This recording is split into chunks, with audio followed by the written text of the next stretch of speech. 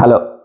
2025 one of the most anticipated ആയിട്ടുള്ളൊരു movie കൂലി. ലോകേഷ് കനകരാജ് തിരക്കഥ എഴുതി സംവിധാനം ചെയ്യുന്ന തലൈവർ നായകനാകുന്ന മൂവി.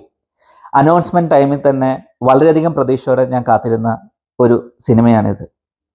ഈ ഒരു സിനിമ ആദ്യത്തെ ദിവസം തന്നെ കാണുക എന്നുള്ളതിന് എന്നെ പ്രേരിപ്പിച്ച കുറച്ച് കാര്യങ്ങൾ, അതിൽ ഒന്ന് ഇതിലെ നായകനായ നമ്മുടെ സ്വന്തം തലൈവർ ലോകേഷ് കനകരാജ് എങ്ങനെയാണ് തലൈവരെ ഇതിൽ പ്ലേസ് ചെയ്തിരിക്കുന്നത് എന്നറിയാനുള്ളൊരു ആകാംക്ഷ.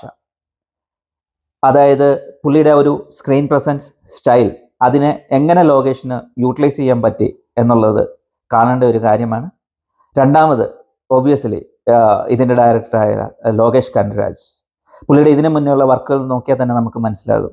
പുള്ളിയുടെ സിനിമകളിൽ പുള്ളി ഹീറോയാണെങ്കിലും വില്ലനെ ആണെങ്കിലും പ്ലേസ് ചെയ്തിരിക്കുന്ന ഒരു രീതി, കുറച്ച് റിട്രോ സോങ്സ് എല്ലാം കൂടി യൂസ് ചെയ്തിരിക്കുന്ന ഒരു രീതി, ഇതെല്ലാം വളരെ ഒരു നല്ലൊരു അനുഭവമാണ് ഒരു പ്രേക്ഷകൻ എന്നുള്ള രീതിയിൽ ഇതുവരെ എനിക്ക് കിട്ടിയിട്ടുള്ളത്.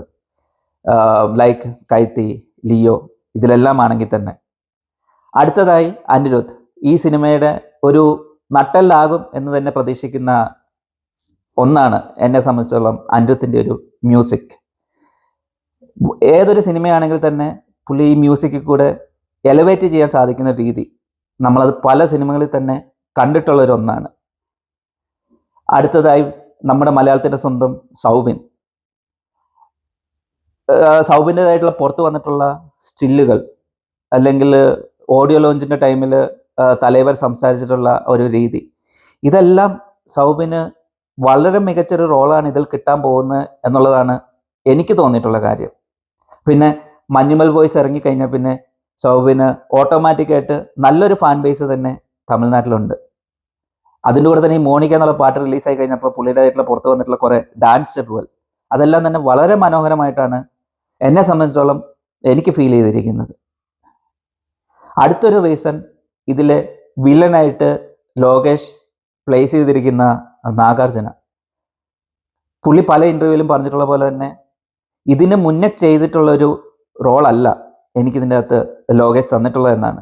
വളരെ റത്ത്ലെസ് ആയിട്ടുള്ള, ഒത്തിരി ബാഡ് വേർഡ്സൊക്കെ യൂസ് ചെയ്യുന്ന ഒരു വില്ലനെയാണ് പുള്ളി ഇതിൽ സൃഷ്ടിച്ചിരിക്കുന്നതെന്നാണ് നാഗാർജുന ഇൻ്റർവ്യൂകളെല്ലാം അവകാശപ്പെട്ടിരിക്കുന്നത്. അപ്പം അങ്ങനെയാണ് കാര്യങ്ങൾ പോകുന്നതെന്നുണ്ടെങ്കിൽ നല്ലൊരു ഒരു വിഷ്വൽ ട്രീറ്റ് തന്നെയായിരിക്കും എന്നത് സംശയം ഒട്ടുമേ ഇല്ല.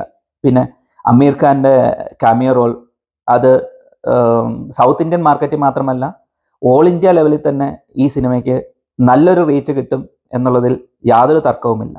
അപ്പോൾ എല്ലാവരെയും പോലെ തന്നെ ഞാനും ഫസ്റ്റ് ഡേക്ക് ടിക്കറ്റ് ബുക്ക് ചെയ്തിട്ട് വെയിറ്റിംഗ് ആണ്. സിനിമയുടെ കൂടുതൽ വിശേഷങ്ങളുമായി നമുക്ക് വീണ്ടും കാണാം. അതുവരെ താങ്ക് യു.